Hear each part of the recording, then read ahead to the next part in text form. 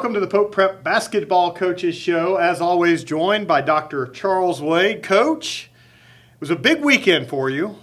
Since we last saw you, had 2 games, and brought this home for the first time in school history, region championship.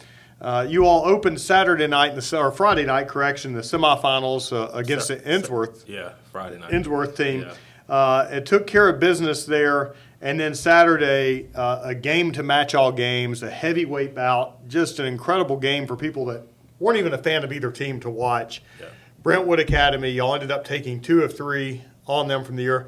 Talk about how basically walking into Friday night and having that whole week off and getting ready to go Friday night, and then that transition into Saturday for you. Well, I'm going to be honest. The pressure was Friday night because it was the game that got us into the quarterfinals of state with one game, being one game away from Cookeville. So that's the pressure. We were in that situation a couple years ago, and we was not successful, and we had to go to Memphis, and it would have been a similar situation, either going to Memphis or Knoxville this year. So that all the pressure was there, and we played like it. Even the guys, they wasn't their normal self. We're kind of a loose group, and they were very quiet. Not just the approach didn't feel the same, and we played that way in the first half against Innsworth. And Innsworth was playing much better, but sure. we wasn't flying around like yeah. Pope basketball. And then in the second half, we picked it up and kind of pushed out the lead in the third quarter, increased our full court pressure, and we started playing and being ourselves. And Trey Pearson, who I'm most talking about, he wasn't himself in the first half. Second half, he came alive in that game. I mean, Trey's a dude. He's been a dude for you. A kid that started or didn't start but played as an 8th grader up on the high school team. You keep forgetting that he's just a sophomore. But, even going back a week ago against CPA on the TV game, I mean, the kid's been playing just some – he can do whatever you need him to do. You need him to defend. He's unselfish. He's going to move the ball around. But if you need him to go get points – he uses his body in a way I don't see many people that can do that, because he basically the way he gets into the lane and the way he can shield the defender and keep them away from the ball is crazy good. Yeah, Trey athleticism is deceptive. He's not a high flyer, but he's super fast. He has a high basketball IQ. He knows how to use his body to ward off defenders. And that left hand, he knows how to lay the ball up through contact, and he knows the angle, but there's always the threat of passing, so people have to also honor that part of his game. Well, Saturday, so you get the win, you get that pressure off of you on Friday night. Then Saturday, I think I texted you at one point that it feels like it should be 4 o'clock in the afternoon. It's a tough always when you play a night game and your kids aren't in the routine of what they're used to, and that's being in school or whatever that may be. How did y'all spend Saturday kind of as you got ready? Did you try to get out of the norm at all? Did you do some stuff? Did y'all do a shoot around here at school? We did. We came up a little bit early. Honestly, when we got back from snow, I thought ping pong was the worst thing that ever happened to us. These last 2 weeks, it's been the best thing. They play a lot of ping pong to counter before games. I think it helps with their nerves. It keeps them competitive, but they're not. It just gives them something to take their mind off the task at hand. So we came up. We didn't shoot around Saturday. We came up. We did a film session, and then went to Chick-fil-A and ate. And I could tell they were loose when we were at Chick-fil-A. They were themselves. Sure. We got to CPA, and I just tell by the way we started the game that it was going to be one of those games that we were ready to play. We had been off to slow starts in a couple of games. We got off to a really good start offensively in the first quarter. Well, and I think that's something that, when you come out of a game like that, even as me as a fan, you feel like, oh, that was a battle. It was a battle, and it was. But then when you look back on it, you realize you all had control of that game for the most part all the way through. Third quarter, you had, you struggled to get baskets there in the third quarter. They came out. You still played well defensively. Yeah. They came out and did some really good things. But then you stretched that lead back in the fourth quarter. Yeah, I wouldn't say even going into the second quarter, we wasn't I don't know if we were very good defensively or they were just very good offensively, but the second quarter was a 30-25 quarter. Yeah. So that was a classic high school basketball quarter in itself. And then the second quarter, I think they beat us 17-15, but I would probably say they scored the first 13, 14 of that quarter, and then we closed the quarter and took control from that point on and never relinquished control of the game from that point. Fred Bailey took over from the mid-third, and him and Osby kind of shared it in the fourth quarter, but that was huge for us. And that's the cool thing that you have this year is you have multiple guys that can step up at different points for you offensively and defensively for that matter as well. But Fred was a tournament MVP, and rightfully so. Yes. He played unbelievable basketball, and was so happy to see him. And just for these kids, for what they went through last year, you and I talked about this. I don't know that this year necessarily happens if it wasn't for the troubles and the issues that you all had last year and the losses, because you have matured and learned so much in that year. And these kids have learned so much and grown from that point that they've won some games this year that there's no way they were going to win last year. Yeah, the growth of every kid on this team is obvious in the way we respond to adversity. So much different than last year. There wasn't a trust of coaches. Wasn't a trust of each other. Turn on each other at the drop of a hat. But now there's a belief. And I mean, I think the most evident part was Fred Antonio's leadership. Antonio was more of a quiet leader, but he was barking out signals in the fourth quarter, third quarter. He was getting the guys together when they needed to get together. And even Jerron Tyler took a lot of leadership on the floor in the fourth quarter. He was kind of the motivational leader, clapping his hand. He's always one of our better defensive guys, and he had a big defensive play on Tanner where he tried to kick his legs out and draw a foul, and he picked up that foul from Tanner, which pushed that lead from 7 to about 10 or 11. Sure. So like I said, everybody that played, even Donovan James, he didn't play until the second half, and I went and said something. I said, "No, you've not played yet, but you've been big when your number of colleges. Keep doing what you been doing the past 4 or 5 games." And he came in and did exactly that. It gave us a huge lift when he came in. Well, and that's something that you have to have. I mean, you talk about last year and dealing with some selfishness and things like that. Guys would go in and complain, "Well, I haven't been in." And you're watching kids. They're coming in, and he got in there and got after it. And, to make a run that you need to make over these next 2 weeks, you're going to have that attitude. And every kid that has played has got to be ready, because you never know whether it's fouls, whether it's injury, when your number is going to be ready. And mentally, you've got to stay sharp and be ready to go. Yeah, it's going to be huge.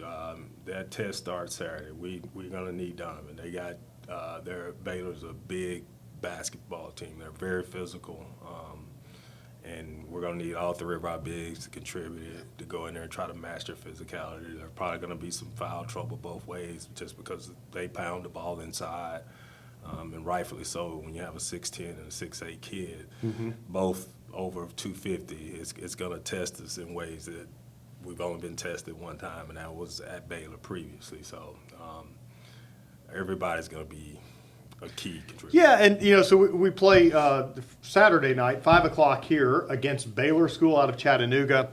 You all played Baylor back in December, lost a very close game there, but remembering that game and looking where you are now, I feel like you're 2 different teams at the moment. I feel like the way the kids have matured and the way that you're playing.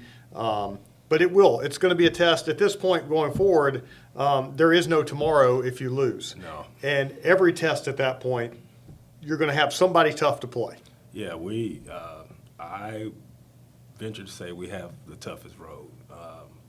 If things play out the way we think it may, and if it chalks out like we think it may, starting with BA in the regional championship, having Baylor this Saturday, and if we're fortunate enough to go out there and and able to get by Baylor, Briarcrest is more likely sitting there waiting another 26 and 27 or 14.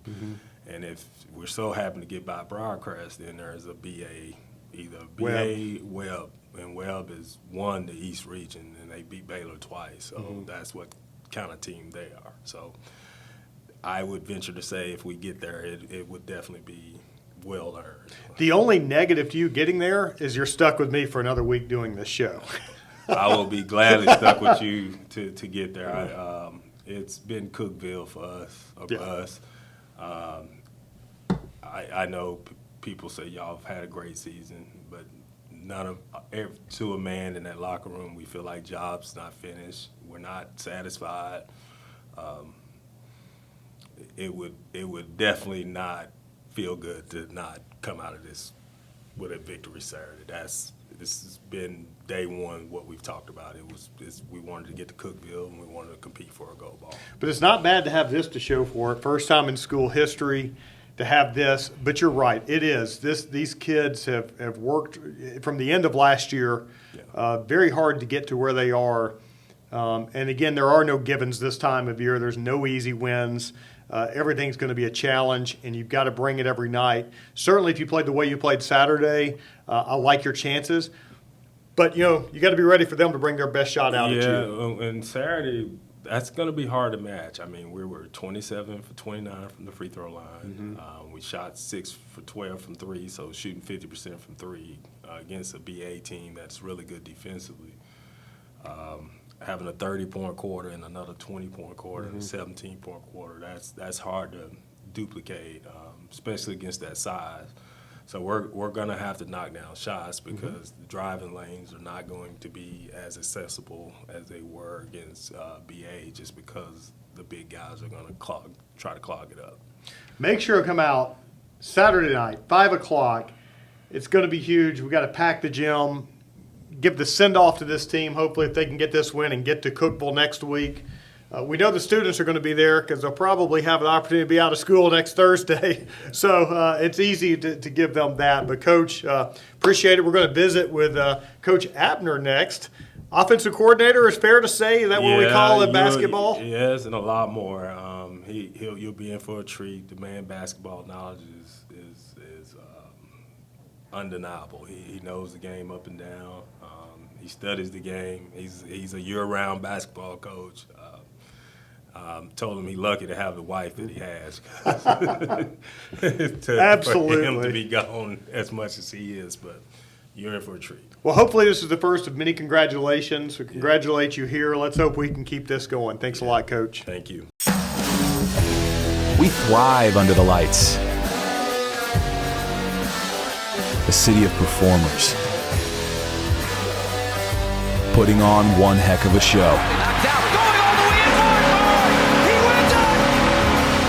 Headlining night after night. Welcome to Smashville.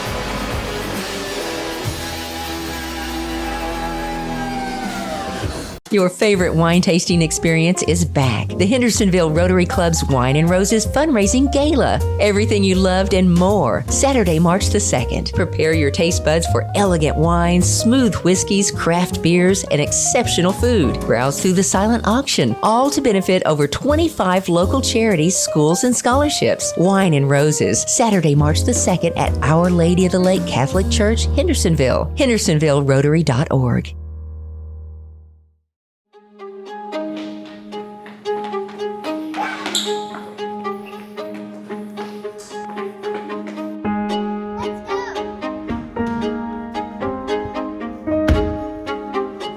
Having fun? Yeah, I'm going to key of my own pretty soon. Me too. Good night, Kia guy. Good night.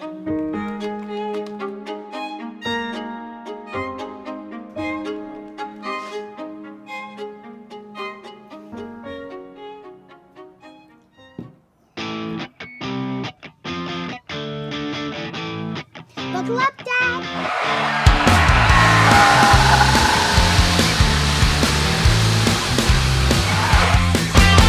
There yet?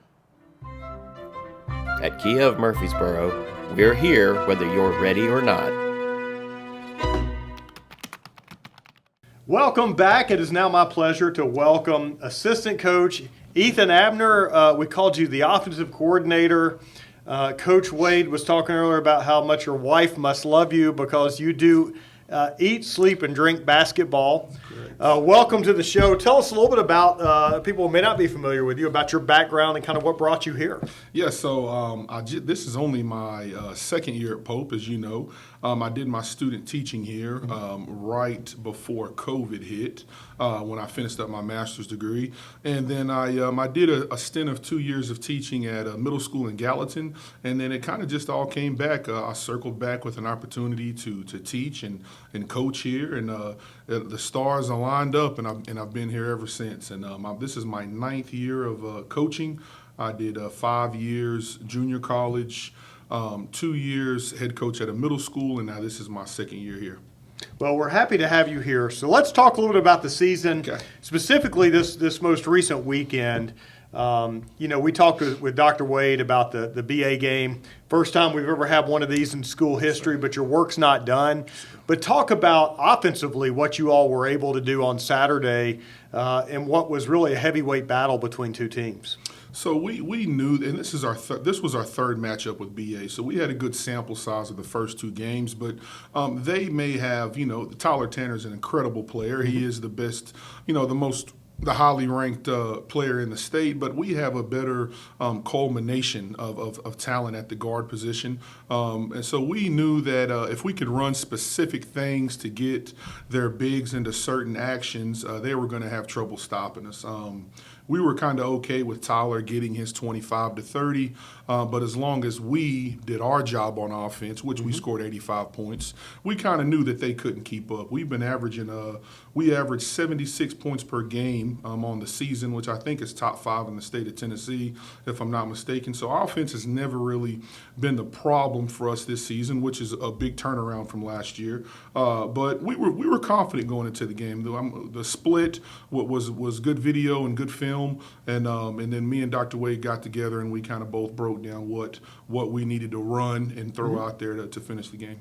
When you're creating game plans, how much are you forcing a team to play the way you want to play versus you're trying to maneuver some things and force them into some things that make them uncomfortable? Is it a mixture of both, or is it I know you have your identity, obviously, but how much when you game plan are you trying to push them a different way, or are you just making them play your style? No, that's a great question. And we tell the boys this. Me and Dr. Wade talk about it all the time. We make scouts about the other team, but we can almost guarantee that the other team's scout of us is probably a little longer, right? So we try to always come into the game thinking they need to probably game plan for our 75 points per game than we do for them. So we never really adjust our game. We make the other teams adjust to us. Our transition play, our stellar guard play, we've got two bigs that can get doubles at any game given. Our bench with you bring Osby Cavin off the bench. I mean, no one else is doing that in the state. So we really focus on us,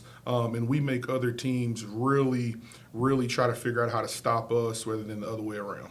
You have a great relationship with the kids, and Coach and I have talked about this. And this year probably doesn't happen without going through what you went through last year and some of the troubles. Talk about the emotions of the kids, how they have matured both on and off the court this season compared to where you were a year ago. Yeah, so, and we all know the story of last year. We had the talent, but we didn't quite have – we lacked two things. We lacked the leadership. We didn't really have any seniors to grasp the team and be extensions of me and Dr. Wade when we needed to. And like you said, the maturity level wasn't the best. We started 3 freshmen several times last year. So me and Dr. Wade, we had several off-season meetings about how we can change the identity and culture of this program, right? And it starts from the top. It started from the top with our incoming seniors, Fred Bailey, Tonio, Don, and Will, and we just kind of, said, guys, there's no way, we're doing what we did last year with this much talent we have. So we started from the top, and we really changed the way that that we carried ourselves before games and pregame and film, and you could just see like the younger guys just catching on. Trey Pearson, Jerron Talley, they've done complete 180s from last year with the way that they approach the game and their maturity overall, and you can just see the togetherness of this year's team compared to last, and the record shows being 25-4 rather than 14-15 last year. Last weekend, you go into the weekend, you already know you're playing this week. It was just a matter whether you're going to play Wednesday or Saturday and be on the road or at home. But it changes this weekend.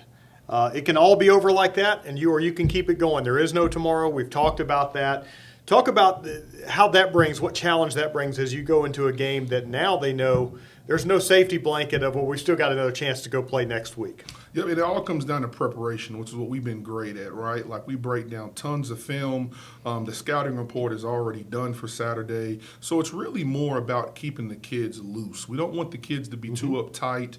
Obviously we want, serious practices, but we don't want it is do or die now, but we never want the kids to play like to be too uptight, if that makes sense. Because during the Innsworth game in the semifinals last weekend, you could tell that they were, because that was the big game to get us to this point, and you could just tell that they were a little uptight and a little stressed. I'm like, guys, go out there and play and do what we've done all year. So the focus for these next couple of days is good practice preparation, breaking down film, and just ensuring that we can put our boys in the best possible situation Saturday to cut down those nets.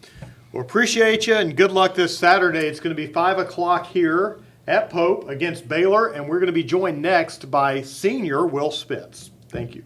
Your favorite wine tasting experience is back. The Hendersonville Rotary Club's Wine and Roses fundraising gala. Everything you loved and more. Saturday, March the 2nd. Prepare your taste buds for elegant wines, smooth whiskeys, craft beers, and exceptional food. Browse through the silent auction, all to benefit over 25 local charities, schools, and scholarships. Wine and Roses, Saturday, March the 2nd at Our Lady of the Lake Catholic Church, Hendersonville. HendersonvilleRotary.org.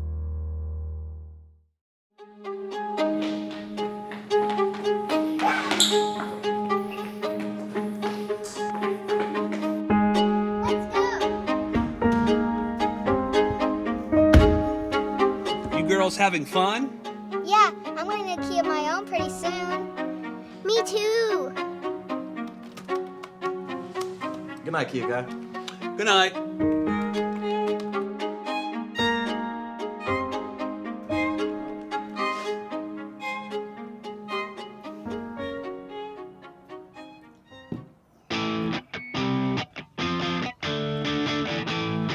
Buckle up, Dad.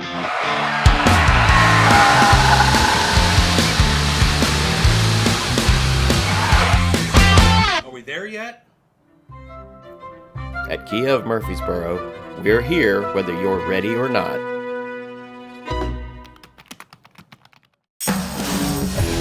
We thrive under the lights. A city of performers. Putting on one heck of a show. Knocked out, going all the way in. He wins it! Headlining night after night. Welcome to Smashville.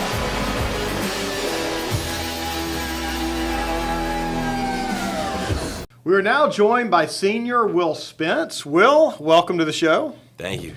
Let's talk a little bit about your 4 years here at Pope on the basketball team and kind of what that's been like for you. I mean, it's been a ride. I've started as a freshman, and then sophomore year, barely getting any playing time on JV. Making it onto varsity on sophomore year and junior year. And then it's just been a heck of a ride. I mean, we struggled the past couple of years. This year has been our best year yet, school history, so it's been fun. And recently, you were named the MyTV 30, hold on, let me get it right, Scholar Athlete, is That's that right? That's right, Scholar Athlete. Okay. Of the week. Of the week. Yeah. And what does that entail? I'm not even quite sure. It's an honor to get the award. It's something to do with student athlete. Okay, all right. Getting recognized on TV is pretty cool, though. Favorite moment in your 4 years here? Is it a time in a game, or is it a moment around the players on a trip? It'd have to be when Connor Turf hit the three in the corner against Lipscomb my sophomore year. to put them away. In what was a massive, massive fourth quarter comeback It in was that game. massive 18-point comeback. Well, I'm going to ask you some tough questions before we let you go. Get hype song on game day. It'd have to be Freestyle by Lil Baby. Okay, see, I'm good. We had someone to talk about this every week that answered Frank Sinatra. Annie Gould. You've That's known Annie for a interesting. long time, Frank Yeah, Sinatra. yeah. Go to meal after a game. Texas Roadhouse. Excellent. Last show you binged. White Collar. Beach or mountains? Beach. And besides my class, what's been your favorite class at Pope? I'll take mine out of it so we don't, I'm going to have to go with Mr. Moth's English class. It's a lot of fun. Excellent. So this weekend it starts. It's do or die at this point. Baylor School. You also are the head of our Blue Man group, which is our student-run group. What do you tell them when you want them to be there? What is it? Be there, 5 o'clock, or transfer. There you go. Be there or transfer. He'll be there. I'll be there. Come show out. Do we have a theme for Friday? Theme is going to be Blackout. Blackout. There you go. All right. Will Spence, it's been an honor, sir. Come out this weekend. We look forward to seeing you. We'll be back here next week.